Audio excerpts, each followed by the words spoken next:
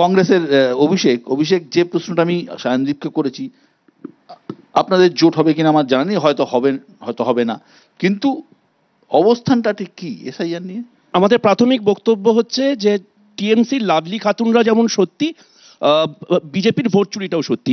একটু আগে আমার বন্ধু রাজস্বী লাহিড়ী ইউপি এর একটা মন গড়া কথা বললো, কিন্তু 2023 সালে সুপ্রিম কোর্টের section 6A of citizenship amendment অ্যাক্টের উত্তর দিতে গিয়ে এই কেন্দ্রীয় সরকার একটা এফিডেভিট জমা দিয়েছিল, সেখানে একটা কোট করা আছে, there is no accurate data on illegal immigrant. এটা আমি বলিনি, এটা এফিডেভিটটা দিয়েছিল কেন্দ্রীয় সরকার। এটা 1 নম্বর। 2 নম্বর হচ্ছে যে কথাটা সায়নদীপ বললো, সেই সায়নদীপের কথাটা একদম সত্যি। বেস ডেটাটা আগে তৈরি করতে হবে, এবং সেটা হচ্ছে সেন্সাস ডেটা বা জনগণনা বা জনসংখ্যার ডেটা, যেটা বলবে আপনার কতজন পরিযায়ী, আপনার কতজন আপনার বাড়িতে প্রাপ্তবয়স্ক হবে, যার ভিত্তিতে তৈরি হয় যে বনগাঁ লোকসভাটা সংরক্ষিত না সংরক্ষিত হবে না। হ্যাভিং সেড দ্যাট, একটা কথা শেষ করি। গত বছর উত্তাল হয়েছিল কাস্ট সেন্সাস নিয়ে। রাহুল গান্ধী লোকসভা বন্ধ করে দিয়েছিলেন, সেখানে দাঁড়িয়ে অমিত শাহ বলেছিলেন বিহার নির্বাচনের আগে কাস্ট সেন্সাস হবে। আপনারা দেখে নিতে পারেন, তোমরা সবাই দেখেছিলে। তাহলে অগ্রাধিকারটা কোথায়? এসআইআর যদি ভারতবর্ষে ইল্লিগাল ইমিগ্রেন্ট বা ইল্লিগাল ভোটারদের আইডেন্টিফাই করার উদ্দেশ্য হয়ে থাকে, তাহলে সেটা রাজ্য ভিত্তিক, সারা ভারতবর্ষে হবে। আমি প্রদীপ চট্টোপাধ্যায়ের কাছে বলবো। প্রদীপ বাবু, একটা জিনিস যে এখনো পর্যন্ত যা শোনা যাচ্ছে যে কয়েকদিনের মধ্যেই রাজ্যে এসআইআর শুরু হয়ে যাবে। এসআইআর শেষ হওয়ার 3 মাসের মধ্যে রাজ্যে ভোট হবে, সেরকমই কথা হয়েছে। অর্থাৎ সময়ে বিধানসভা ভোট করতে গেলে ডিসেম্বরের মধ্যে এসআইআর কে শেষ করতে হবে। এখন পশ্চিমবঙ্গের মতো এত বড় রাজ্য, যেখানে জনসংখ্যা প্রায় 10 কোটির ওপরে, সেখানে এই টাইম ফ্রেমের মধ্যে 2 মাসের মধ্যে কি এই প্রক্রিয়া সুষ্ঠুভাবে শেষ করা সম্ভব? না, প্রথমেই বলি যে এটা সম্ভব নয়। তার কারণ হচ্ছে 2-3টে কারণ। এক হচ্ছে যে যাদেরকে নিয়ে এই কাজটা হবে, অর্থাৎ বিএলও, বুথ লেভেল অফিসার্স, এবং যারা এজেন্টরা যাবে, মানে যারা অফিসার্সরা যাবে, তাদেরকে প্রশিক্ষণ দেওয়া এবং তাদেরকে প্রত্যেকটা জেলায় নিয়ে যাওয়া, এটা কিন্তু 3-4 মাস সময় অবশ্যই লাগবে। এবং তারপরে আপনাকে মনে রাখতে হবে যে যাদের ভোটার লিস্টে নাম থাকবে না প্রিলিমিনারি, তারা আবার কিন্তু আবেদন করতে পারবে, যে তাদেরকে আবার 1টা মাস সময় দিতে হবে। ফলে তারপরে আপনার হচ্ছে গিয়ে ভোটের নির্ঘণ্ট প্রকাশ বা এই জাতীয়।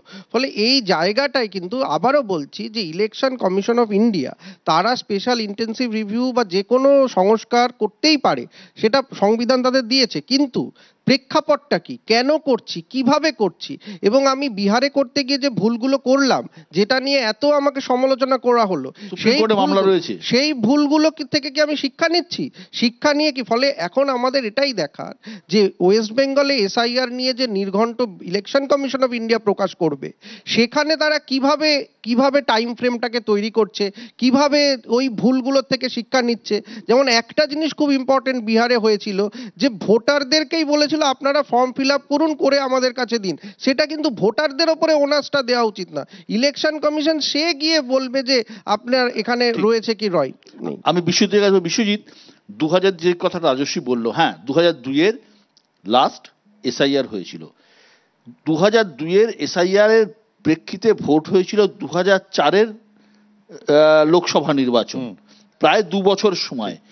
পশ্চিমবঙ্গের যে কথা বললাম 10 কোটির ওপর মানুষ, 8 কোটির মতো ভোটার রয়েছে, এবং এবারে বিহারে আমরা একের পর এক ভুল দেখতে পাচ্ছি। এবং এটা কতটা বাস্তবসম্মত যে অনেক লোক তো বাইরে থাকেন, অনেক লোক বাইরেও থাকেন, এমন নয় যে তারা রাজ্যে থাকেন। তো কিভাবে সম্ভব এটা? বিশ্বদা, প্রথম কথা হচ্ছে এটা অসম্ভব যদি সঠিকভাবে এসআইআর করতে হয়। তার জন্য এসআইআর এর সবাই যে বিরোধিতা করছে এমন নয়, সঠিকভাবে এসআইআর এর বিরোধিতা করতে হবে। কারণ সঠিকভাবে এসআইআর না হলে সেখানেই ভুলের সম্ভাবনা। আজকে বলুন তো, 2002 কথা বারবার আসছে, 2002 নিয়ে কেন এত আলোচনা হয়নি? আজকে 2025 দাঁড়িয়ে যে আলোচনাটা আমরা করছি, যেটাকে ইস্যু হয়ে যাচ্ছে ভোটের আগে, 2002 সেটা হলো না। আর এসআইআর সাংবিধানিক একটা প্রক্রিয়া, সেই প্রক্রিয়া বেছে বেছে যে রাজ্যগুলোতে নির্বাচন আসবে ঠিক তার আগে কেন শুরু করা হচ্ছে? তার প্যারামিটার্স কি, কিসের বেসিসে, কিসের ভিত্তিতে এসআইআর হচ্ছে? কোন রাজ্যের এসআইআর হবে এটা কে ঠিক করবে? এই যে কোন রাজ্যের এসআইআর হবে, এটা রাজনৈতিকভাবে ঠিক হচ্ছে। কেন্দ্রীয় সরকার তারা সিদ্ধান্ত নিচ্ছে, তারা মনে করছে যে যে রাজ্যে তারা রাজনৈতিকভাবে দুর্বল সেখানে নির্বাচন কমিশনকে তাদের অদৃশ্য অফিস করে তাদেরকে কাজে লাগানো হচ্ছে।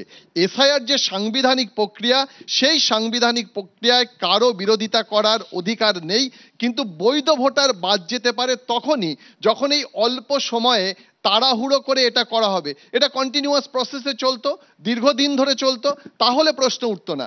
আজকে প্রশ্ন উঠছে সাধারণ মানুষের মধ্যে আতঙ্ক ছড়িয়ে দেওয়া যে তোমার নাম বাদ যেতে পারে, তুমি কি করবে, তুমি কাকে সমর্থন করবে, এই আতঙ্ক তৈরি করার জন্য রাজস্বী আপনার এই চিত্রনাট্য। রাজস্বী আতঙ্ক তৈরি হচ্ছে এবং এটা বক্তব্য যে মুখ্যমন্ত্রী নিজে বলেছেন যে যে নির্বাচন কমিশনকে দিয়ে ব্যবহার করা হচ্ছে এবং তৃণমূল কংগ্রেসের বক্তব্য তাই। রাজনৈতিক রুটি সেঁকার জন্য কিছু রাজনৈতিক দলেরা এই আতঙ্কটি সৃষ্টি করছেন। আমি প্রথমে কি বললাম, 2002 সালের এসআইআরে আপনার নাম আছে, হ্যাঁ না না আছে, লেটা চুকে গেল, নেই তার মানে আপনার 18 বছর বয়স হয়নি, আপনার বাবা মায়ের নাম ছিল। কতজন এই মুহূর্তে দাঁড়িয়ে যে দর্শক শুনছেন আমাকে, তারা কতজন বলবেন যে আমার বাবা মায়ের নামও নেই, আমার ঠাকুরদা ঠাকুমার নামও 2002 সালে নেই? ভাই তাহলে তুমি এলে কোথার থেকে? তাহলে কাদের জন্য, কাদের পক্ষে এই সমস্ত আতঙ্কটা তৈরি করা হচ্ছে? সাধারণ মানুষ আতঙ্কিত নয়। আমার বাবা মায়ের নাম আছে, অতএব আমার কোনো চিন্তা নেই, আমার নামটি ঠিক 2025 সালের পরে ভোটার তালিকায় উঠে যাবে। যাদের বাবা মায়ের নাম নেই, ঠাকুরদা ঠাকুমার নাম নেই, তাদের হয়ে ভয় দেখানো হচ্ছে, তাদের জন্যই আতঙ্কটা সৃষ্টি করা হচ্ছে। সাধারণ কোনো মানুষ কোনো আমি একটা ছোট্ট প্রশ্ন করছি, বিজেপি কি সত্যি মনে করে যে বাংলায় এসআইআর হলে তারা ক্ষমতায় চলে আসবে? একদমই আমরা মনে করি না। কারণ আপনাদের এই টোটাল আলোচনা সভার মধ্যে যে ঘটনাটা ঘটছে, যে কথাগুলো বললেন, যে রাজনৈতিকভাবে যেখানে দেখুন বিহারে কি আছে, বিহারে বিজেপির সরকার আছে, এনডিএ সরকার আছে, তাহলে সেখানে এসআইআর করে আমরা ক্ষমতায় থাকতে চাইছি, মানে এসআইআর করে রাজ্য সরকারে যে আছে সে থাকবে। তাহলে তো সেই লজিকটা মানতে গেলে পশ্চিমবঙ্গে এসআইআর তো মমতা বন্দ্যোপাধ্যায় থাকবেন, তাহলে পরে তৃণমূলের আপত্তিটা কোথায়? সম্পূর্ণ পার্সপেক্টিভটা ঘুরিয়ে দিচ্ছে। লজিকটা তো একটাই থাকার কথা, আমার জায়গায় ওরকম, তোমার জায়গায় ওরকম, এটা তো হয় না। বিহারের যে গ্যাপ ভোটের একেবারে খুব সামান্য। এবার এই যে এসআইআর কে কেন্দ্র করে যে কথা সবাই বললেন এবং যেটা বাস্তব, যে 2011-র পর সেন্সাসই হয়নি, জনগণনাই হয়নি, এবং সেটা হোম মিনিস্ট্রি জনগণনা অর্গানাইজ করে উঠতে পারেনি। এবার কোঅপারেশন ডিপার্টমেন্টের সেক্রেটারি অমিত শাহর আন্ডারে যিনি, তিনি ঘটনাচক্রে নির্বাচন সদনের মাথায়। আমরা তো প্রকাশ্যেই বলছি যে খুব দুর্ভাগ্যজনকভাবে নির্বাচন কমিশন বিজেপির একটা এজেন্সিতে পরিণত হয়েছে।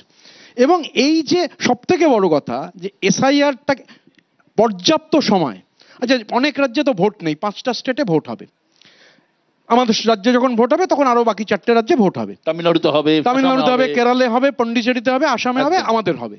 এবার যে রাজ্যগুলোতে ভোট নেই সেখানে কেন এসআইআর এর প্রক্রিয়া শুরু হচ্ছে না? কেউ তো বাধা দেয়নি, নির্বাচন কমিশনকে কেউ তো বলেনি।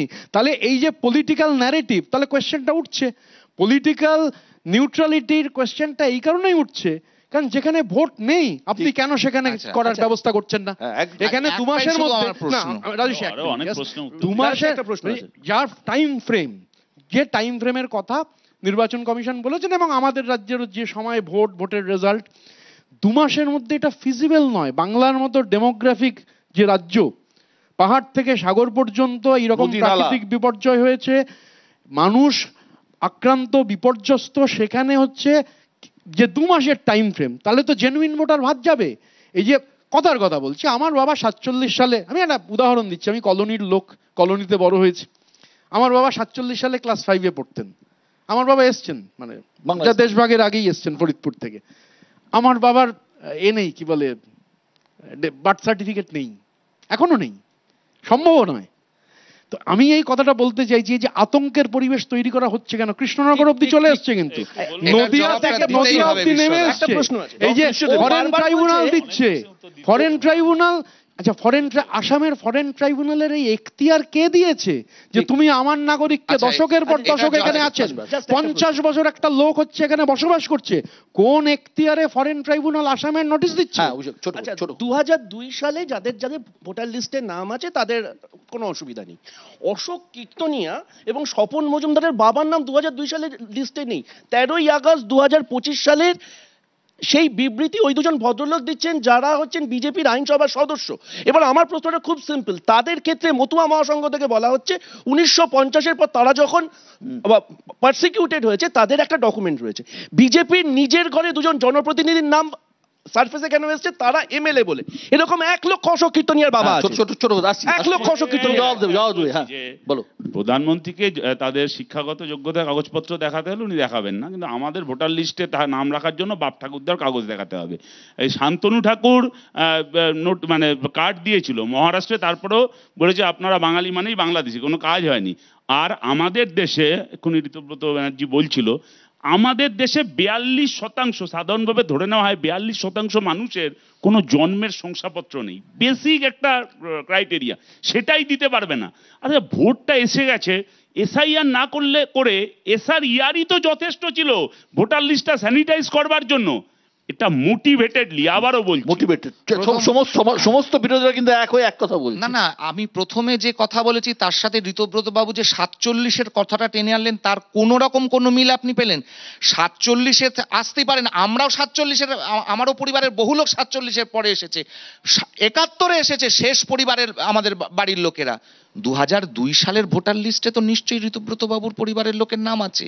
তো তাহলে ঋতব্রত বাবু ভয় পাচ্ছেন কেন? কোন জায়গাটাতে ভয় পাচ্ছেন? অশোকীর্তনিয়ার বাবার নাম নেই, স্বপন মজুমদারের বাবার নাম নেই, অশোকীর্তনিয়া স্বপন মজুমদার বিজেপির এমএলএ বাবার নাম নেই।